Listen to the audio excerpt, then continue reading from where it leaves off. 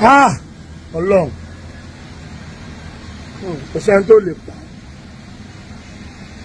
kò dẹ̀ dá kò dẹ̀ má pa wá ní èrè má jà ṣọ́kú má jà kún kékeré wọ́n ti pé mo sọ fún ẹ pé in advance ni kú fún gbogbo ẹ̀dá tó bá ti ń lé gbogbo wa là ń sunkún fún Murphy Afolabi ṣé wọ́n ti jọ́ tó máa sunkún fún wọn náà èyí tó wà lọ́wọ́ ẹ̀ tí ò dáa bó ṣe ń wálé ayé má yà stop rẹ̀ mo máa kú níjọ́ kan o.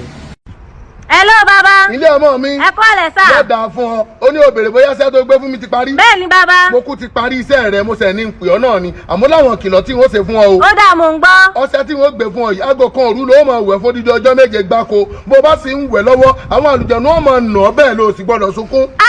Àǹjọ̀nú bíi ti bó. Ìyún mọ́ tó kéré. Bó bá parí ọṣẹ ní wíwẹ̀ tán, ó tún ya wèrè fún dídí oṣù méje gbáko. Ẹlẹ́dàá mi kọ wèrè o. Ìwọ ọmọ pẹ́ni tí ó bá bẹ́sù jẹ́ síbi ìrì ogun. Ebi wọ́n lọ sọ fún mi pé ọkọ rẹ̀ ṣiṣẹ́ bẹ́ẹ̀ ni ò lówó lọ́wọ́. Bẹ́ẹ̀ni ó ṣe dating kò gbowó, ó ṣe hookup kò gbowó, ó ṣe haka kò gbowó, mo fi ní gbìyànjú ajé fún. Mo tún wá gbàgbé kí n ṣàlàyé fún ọ o.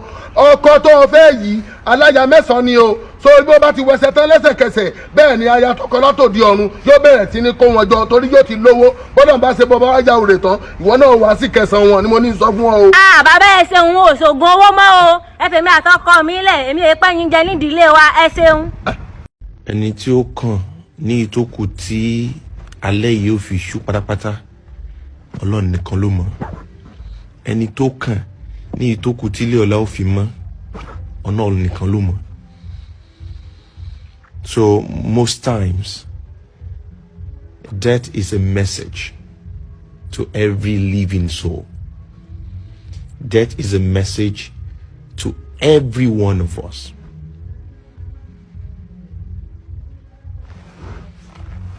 Ọ̀rọ̀ ṣítí ni kú máa ń sábà jẹ́.